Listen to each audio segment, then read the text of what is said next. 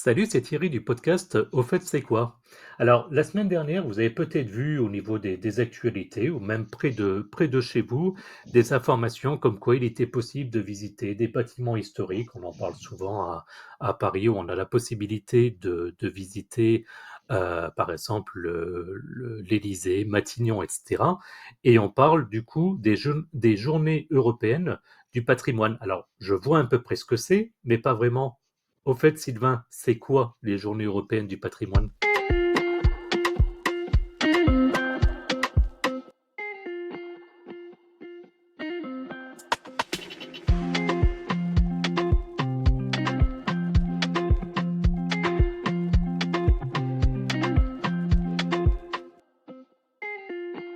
Salut Thierry, salut à tous, c'est Sylvain du podcast. Au fait, c'est quoi?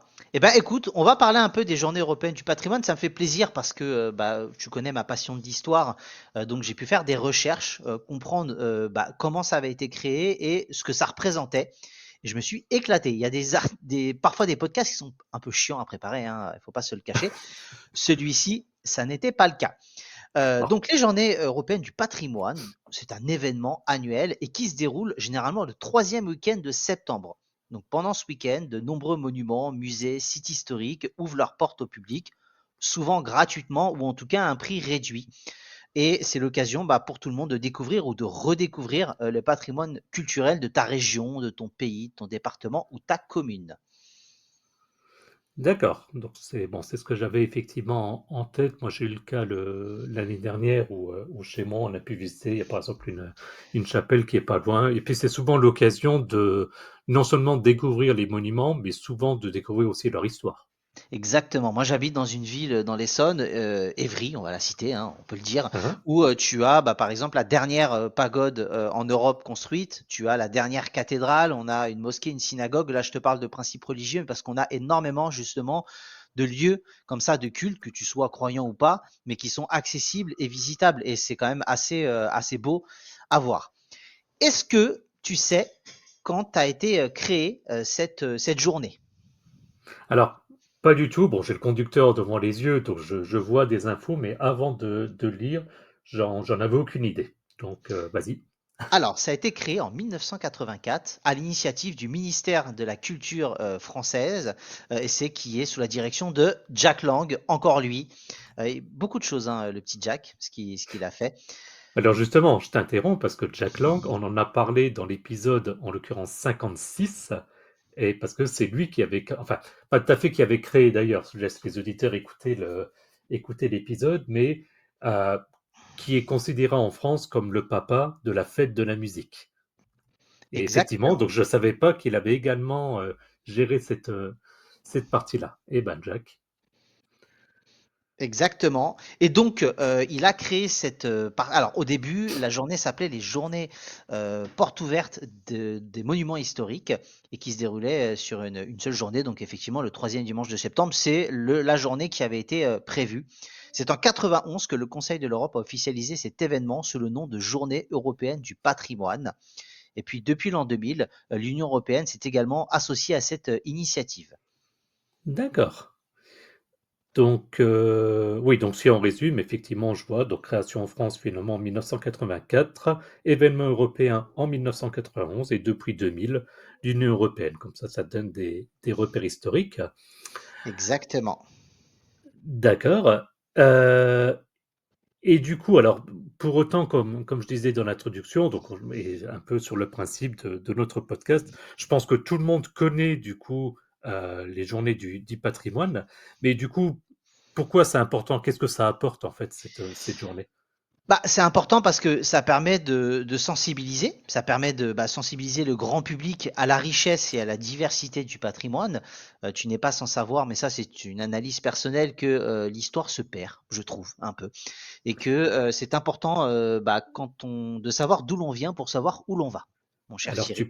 alors tu prêches un convaincu, puisqu'en l'occurrence, et petite parenthèse, au moment où on enregistre, hier, j'étais en l'occurrence à Verdun. Alors je suis pas un Voilà. passionné d'histoire, mais je me suis pris une claque historique et voilà, j'invite toute personne. En plus, et avec mon épouse, c'était pareil, on avait l'image de Verdun, une ville assez assez sombre, pour pas dire même glauque ou bien comme ça. Et c'est l'inverse, c'est une ville qui est extrêmement verte. Le centre-ville est magnifique. Voilà, parenthèse fermée, mais effectivement, et puis ça sensibilise, pardon, évidemment, par rapport à ce qui s'est passé à l'époque. Donc oui, ça me parle d'autant plus de ce que j'ai vécu hier. C'est ça. Alors je peux comprendre que les gens n'aiment pas ou ne s'intéressent pas à l'histoire. Ça, c'est chacun sa manière de fonctionner. Mais c'est vrai qu'on voit que c'est quand même une matière, même à l'école, qui est pas forcément appréciée ou peut-être mise en avant suffisamment. Et je trouve que pour moi, en tout cas, c'est super important. Donc si je peux apporter ma pierre à l'édifice avec ce podcast, c'est bien. Parce qu'après sensibiliser, il faut valoriser. Parce que ça permet de valoriser le travail de ceux qui œuvrent à la préservation de ce patrimoine. Il y a beaucoup de métiers qui sont souvent peu connus et Ah oui. bah, qui permettent justement au quotidien d'être souvent des passionnés hein, de toute façon, de mettre en avant ce genre de choses. Ma marraine, moi, est restauratrice d'art. Alors, j'ai aussi été baigné dans cette culture-là et c'est un métier passionnant et voilà, on essaiera de la faire venir dans un podcast pour qu'elle nous parle un peu de son métier.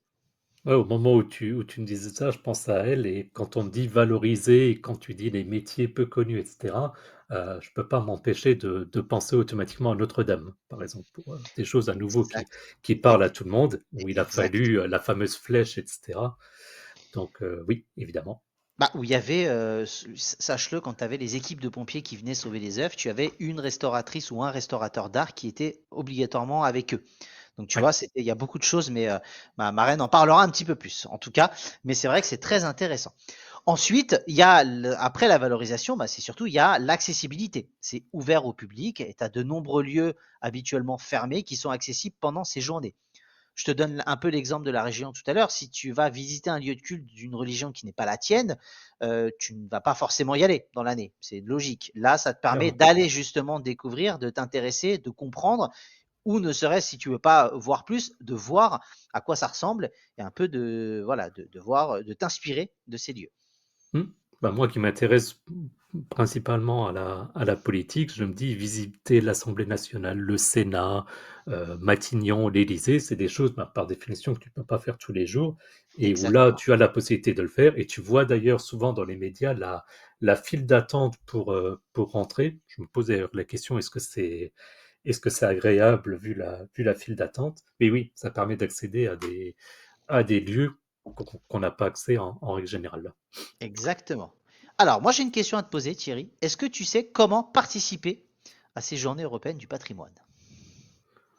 Alors, j'ai pas regardé le conducteur à titre personnel, comme je disais, j'y ai participé par le biais de la ville dans laquelle je réside, et en général, on a des informations que, je disais, la chapelle, on a par exemple un petit train qui fait le tour de la ville et puis qui visite. Donc, en général, comment participer? Bah, je reçois l'info et puis je me présente au lieu indiqué, mais j'imagine qu'il y a d'autres approches. Voilà, disons que toi tu viens, tu es né dans la région où tu vis et tu connais plus ou moins ce qu'il y a à Ah, voir, effectivement, oui. mais tu peux très bien avoir quelqu'un qui débarque dans une nouvelle région et qui ne connaît pas un peu le patrimoine et donc tu Mmh. peux consulter des programmes, hein. La mairie, met à disposition, directement mairie ou sur leur site internet dédié, bah, pour connaître le programme des événements près de chez toi. Donc ça peut te Ouais. permettre, si tu as des enfants, de voir un peu ce qui est proposé, puis dans quelle mesure tu peux y aller. Et Mmh. ça te permet justement, bah, de visiter ces lieux insolites et pourquoi pas de participer à des animations. Parce qu'il n'y a pas que de la visite, il y a souvent des animations autour de ces visites.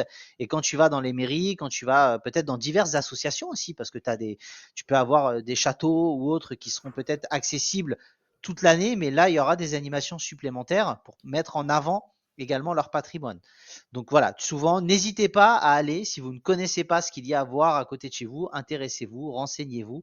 Il y a beaucoup, beaucoup de choses. On ne se rend pas compte souvent dans sa propre ville les trésors qu'il peut y avoir. Tu sais, on a l'habitude de Ah, passer, c'est clair. il y a des grandes villes, mais même souvent, peu importe la région, peu importe la commune, il y a toujours une histoire à découvrir. Et je vous invite à vous y intéresser. Et je dirais en plus de la mairie, en toute logique, je dirais aussi l'office du tourisme. L'office du tourisme, exactement. Voilà, tu as beaucoup de choses. Je dis Toutes les ça villes sans n'ont dire que pas. j'y vais jamais, hein, mais Non, non, mais voilà, toutes les villes n'ont pas forcément d'office du non, tourisme. Mais donc, effectivement, souvent, il y a un lien entre la mairie, l'office du tourisme, les sites internet. Tu peux avoir des groupes Facebook ou autres, hein, sur des réseaux sociaux de des passionnés qui vont passionnés. aussi Ah bah, donner parfait. leur avis sur les visites et peut-être donner l'envie d'y aller. Exactement. Alors, du coup, allez, on a parlé de tout au niveau de l'art. Moi, je suis un scientifique, moi, je veux des chiffres. Des Donne-moi des chiffres. chiffres. Quelques chiffres. J'ai réussi à trouver quelques chiffres pour toi, Thierry, Ah, pour la 40e édition en 2023.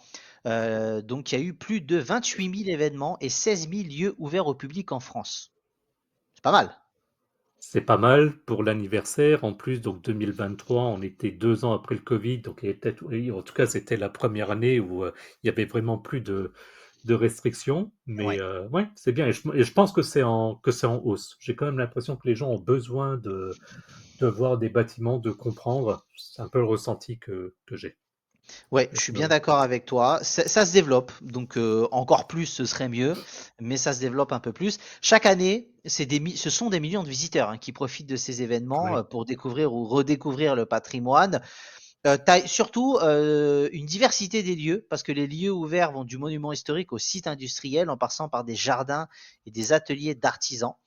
Et donc chaque année, tu as un ou plusieurs thèmes qui sont mis à l'honneur pour mettre en lumière des aspects du patrimoine. J'ai pas trouvé beaucoup de chiffres, je t'avoue. J'en ai dans les anecdotes, donc je voulais surtout te parler de la 40e édition et puis des millions de visiteurs, parce que le reste va arriver dans la dernière rubrique légendaire. eh ben écoute, j'ai rien de mieux pour la transition, pour les anecdotes. Donc, vas-y, je t'écoute. Alors, les anecdotes de Sylvain, c'est moins classe que les anecdotes de Thierry, mais je vais essayer d'être à la hauteur. Tu as des ouvertures exceptionnelles. Donc, on a vu un petit peu tout à l'heure de sites industriels, par exemple, mais tu en as certains comme des bunkers secrets, des archives confidentielles, pardon, ou même des appartements privés de personnalités historiques. Est-ce que tu savais ça? Oui, j'ai déjà entendu. J'ai un doute maintenant à Metz, comment ça s'appelle? Je crois qu'on parle de la maison du colonel ou quelque chose comme ça. Euh, donc oui, il y a ça. Et j'étais en train de me dire, il me semble aussi qu'il y a des stades, par exemple, où en général, bah, tu peux pas visiter les stades et où dans le cadre Bien de sûr. cette journée, tu peux aussi les visiter du coup et voir les Tu vestiaires, voir. Totalement, tu peux avoir des stades, tu peux avoir des animations originales comme des chasses au trésor nocturnes dans des monuments historiques, des concerts au niveau de certains monuments historiques. Donc, tu vois, c'est vraiment extrêmement varié. Tu fais visiter ton lieu d'habitation, toi, ou pas? Non, c'est trop, trop de demandes, Thierry. Je t'avoue D'accord, que je comprends. Ouais, j'ai pas réussi à gérer tout ça en termes de billetterie, même si c'était gratuit, il faut quand même une organisation. Donc, ouais, c'est vrai. Je comprends. en tout cas, tu as des records de fréquentation, parce que certaines années, bah, tu as des monuments qui battent des records, hein. En 2019, par exemple, Notre-Dame a accueilli plus de 200 000 visiteurs en 2 jours, Pas mal. Ouais, effectivement. ce qui est quand même non négligeable, hein. Je vois qu'il y avait aussi c'est déjà arrivé qu'il y ait des événements insolites également? Alors, tu peux avoir des événements insolites. Tu peux avoir, lors des journées du patrimoine, bah, comme on disait, tu as des lieux habituellement fermés et puis tu as des budgets conséquents. Parce que tu as des lieux. Moi, ce que je voulais voir, tu sais, c'est ce que je te disais au-dessus, c'était par rapport aux bunkers. Tu sais, les bunkers Ouais. secrets par rapport à tout ça. Je pense que c'est vraiment assez intéressant, avec des trésors cachés, tu sais, un peu des escape games et tout ça. Et je pense que c'est marrant d'avoir des événements insolites où tu reprends un lieu auquel tu lui greffes une nouvelle histoire. Et ça, je trouve ça vraiment, vraiment super sympa dans l'esprit parce que tu adaptes le côté historique, peut-être chiant pour certains, avec un côté de jeu actuel. Et ce mélange des deux époques, je trouve que c'est insolite et vraiment très sympa. On a deux doigts d'un urbex général. Exactement. Et le budget conséquent dont je te parlais il y a quelques instants, il faut voir ça et chiffrer ça en plusieurs millions d'euros investis chaque année pour assurer le bon déroulement d'événements. C'est pour ça que je disais que pour mon appartement, voilà, ça représentait, on atteignait le milliard en termes de budget de sécurité, on pouvait Ouais, pas. Et clairement, je comprends. c'était pas possible. Tu as des bénévoles qui sont mobilisés, parce que tu as des Bien sûr. milliers de bénévoles qui se mobilisent chaque année pour faire vivre ces journées-là. En 2022, c'est plus de 50 000 bénévoles qui ont participé à l'organisation des événements. C'est pas mal. Et je pense, bon, comme souvent d'ailleurs avec les bénévoles, mais je pense peut-être encore plus là, sur des événements de ce type, qui sont des bénévoles qui en plus sont passionnés En règle générale, quand tu te proposes, c'est que tu es passionné, ou en tout cas que tu connais et qui ont quelqu'un de la passionné qui t'a embarqué et embrigadé dans ça, et ce qui te donne justement un côté encore plus passionné, peut-être par la suite. Il y a énormément d'anecdotes. Je t'avoue que j'en ai pas mis plus que ça parce qu'on aurait pu durer pendant 48 heures.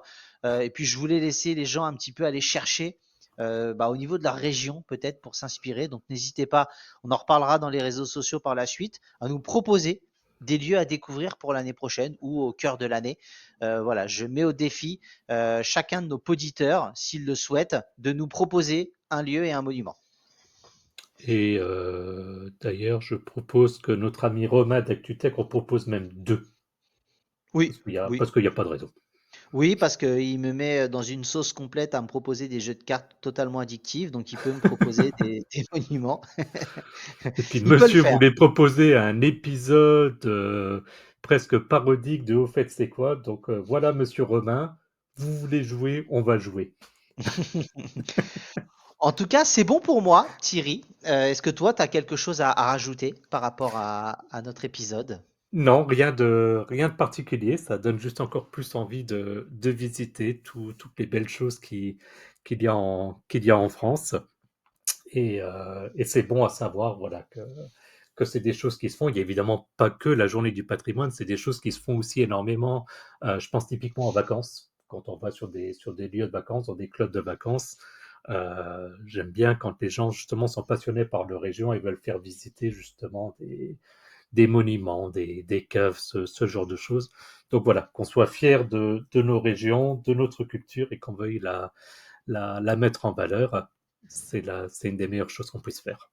Exactement. Et Thierry, ce que je te propose, c'est que durant l'année, même si c'est pas forcément pendant une de ces journées européennes du patrimoine, je te fais découvrir un monument. Tu devras venir ici et tu me feras découvrir. On l'a déjà fait, mais on peut le refaire, en trouver un nouveau. Ah, c'est clair, avec grand Et plaisir. on en fera peut-être quelques photos sur le compte d'Au fait c'est quoi. Ça peut être sympa, éventuellement. Mais ça, on en parlera après le générique, parce que vous nous retrouverez après le générique, bien évidemment, pour différentes infos complémentaires.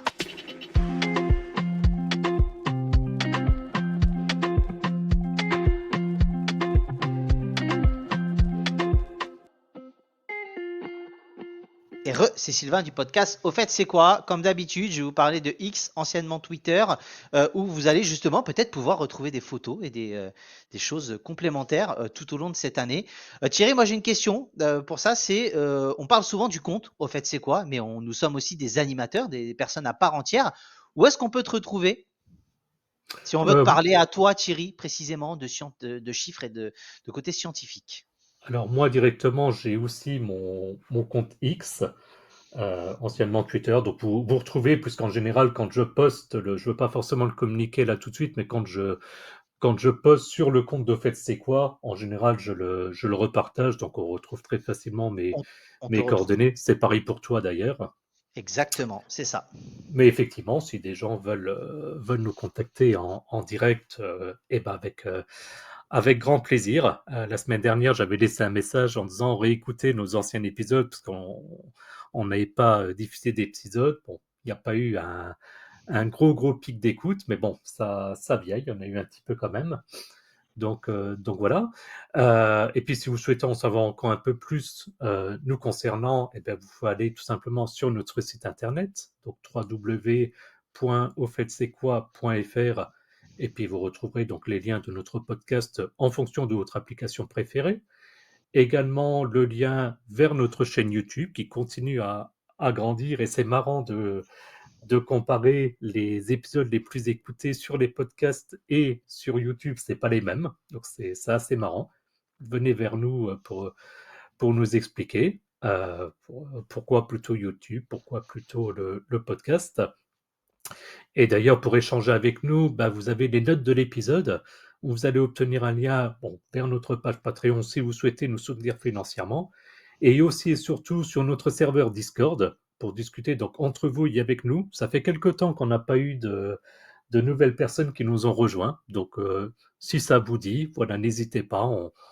on n'est pas une grosse communauté, il n'y a pas des messages tous les jours, donc ne vous inquiétez pas. Je sais que des fois, il y a des gens qui se disent, j'arriverai pas à suivre. Soyons honnêtes, c'est pas le cas. Mais voilà, c'est une manière simple aussi d'interagir directement avec nous. Exactement. Et pour finir, moi je voulais faire un petit erratum parce que j'ai parlé tout à l'heure de Notre-Dame en 2019, sauf qu'elle a brûlé en 15 avril 2019, donc c'était l'année juste avant hein, les 200 000, parce que bon, ça a été compliqué après d'aller visiter Notre-Dame dans de bonnes conditions. Voilà, c'est ce petit erratum de date, ce petit lapsus.